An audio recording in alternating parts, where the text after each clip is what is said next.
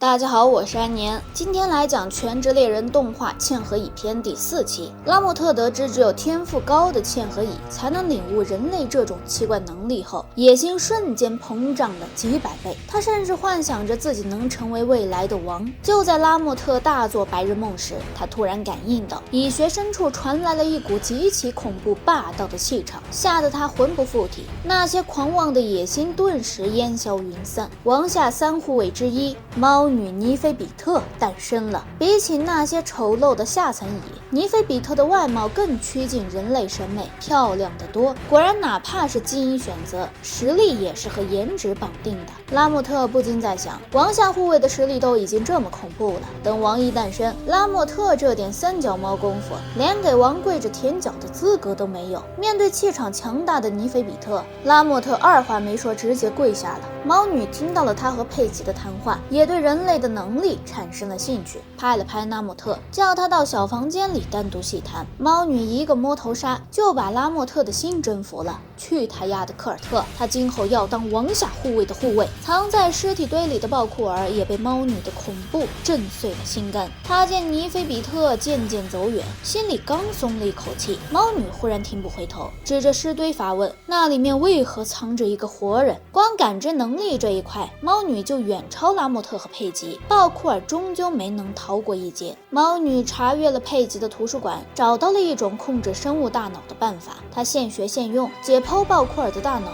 控制他说出了有关念力的知识。念力包含强化系、变化系、具现系、放出系、操作系和特质系，一共6个系统。正所谓知识就是力量，猫女对念力的研究将让嵌合蚁群的整体实力系统性提升。通过测试，拉莫特属于强化系，他在和猎人交战过程中因为接触到念力而觉醒了。现在嵌合蚁群可以利用拉莫特来让有团长们觉醒念力。猫女也对自己进行了测试，发现她即使没和猎人接触交战，也靠着强大的天赋初步掌握了念力，属于特质系。不久，猫女召集了各路团长，让拉莫特对他们进行念力特训。教学方法简单粗暴，但也很有效，直接用念拳挨个揍就行了。拉莫特这回爽翻了，把团长们全部揍了一遍，大家还不敢对他动怒。就算当了王，也就这体验了吧。猫女的感知能力十分强大，甚至远远赶来的主角团她都提前感应到了。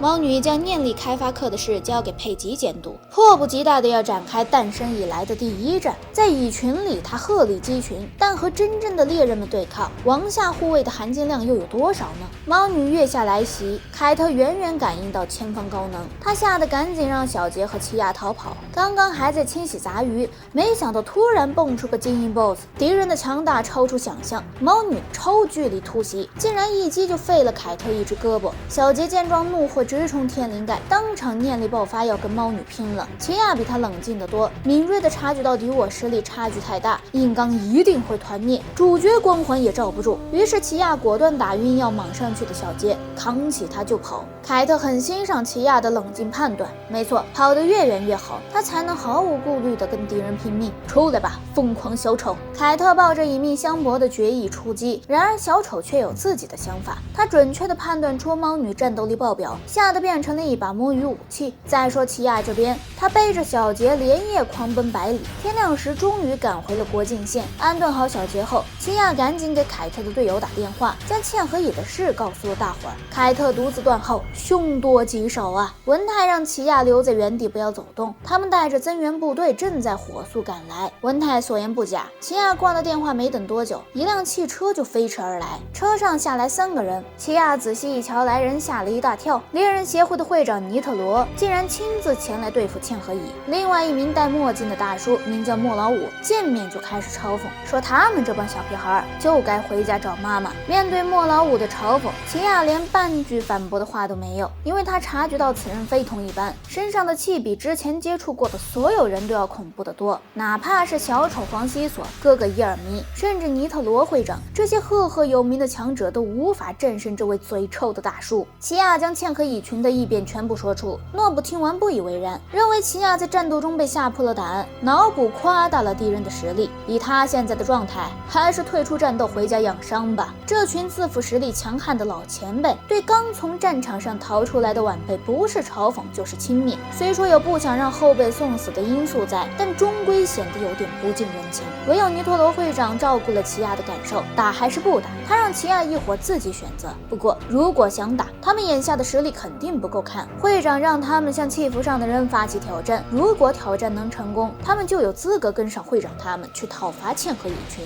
小杰和奇亚担心凯特的安危，一心想救他出来，自然是不肯放弃回家。然而他们不知道，凯特已经败给了猫女，因为长得俊俏，尸体被猫女收藏起来当猫爬架，实在太惨了。小杰二人并不知情，他们各自拿着一枚气符跑到猎人协会，发现他们的任务已经被抹去，看来对手已经接受了挑战。这时一个名叫庞姆的女人找到小杰二人，她奉会长之命专程在此等候他们。庞姆这一头凌乱的长发，还有狰狞的五官，颇有几分贞子的神韵。庞姆和小杰二人在餐厅细谈一番，原来他是诺布的弟子，这次讨伐茜和蚁，诺布怕他拖自己后腿，就让庞姆留守。因为连会长都出动的原因，大家都对讨伐茜和蚁的任务产生了浓厚兴趣。不少新人认为这是一举成名的时候，尼特罗不想让新生代猎人白白送死，又不能完全不给大家磨练的机会，于是酷爱搞比赛的会长又定制了为期1个月的竞赛。参赛选手有莫老五的2个徒弟拿库路和秀托，以及小杰和奇亚，这2组只有一方可以加入讨伐队。小杰和奇亚看着手中的气符，终于明白了会长的意思，如果在1个月内他们的气符被对手抢走，就意味着出局。相对的，如果他们抢走对手的气符，就能提前赢得比赛。拿库路和秀托决定先下手为强，与其整天提心吊胆防备对方来偷来抢来骗，不如直接把人约出来，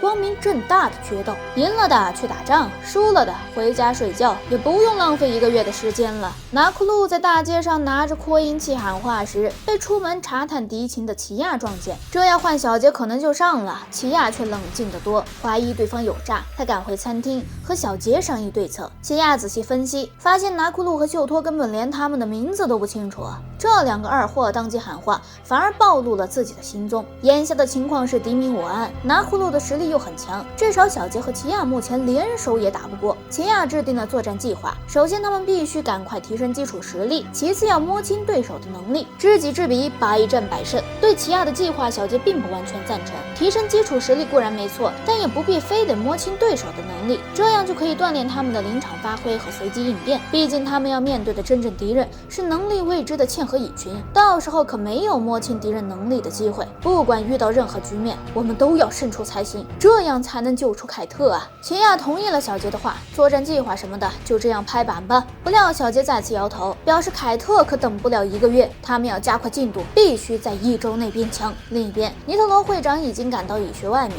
却不敢再前进一步。他观测到看守蚁穴的猫女，发现敌人实力太强，连他这个堂堂会长都没有必胜的把握。诺布一听尼特罗长他人威风灭自家志气，又开始不以为然。他说连会长都赢不了蚁群的1个门卫，那猎人协会可以就地解散了，还打什么打？投降吧！尼特罗苦笑一声，他能当上会长自然不是靠嘴皮子，但再强的人也战胜不了时间，岁月无情啊！会长的全盛期已经是半个世纪之前了，现在他的实力还不到全盛期的1半。不管怎么说，蚁群是一定要讨伐的，但想绕过猫女潜入巢穴，难度非常大。猫女的感知范围很广，既然第1场踢门战躲不开，那就想想如何获胜吧。尼特罗会长将目光落在诺布和莫老五身上，2位别愣着了，耍2招吧。以上就是本期内容，喜欢的小伙伴们别忘了点赞评论支持一波哟，下期视频我们再见。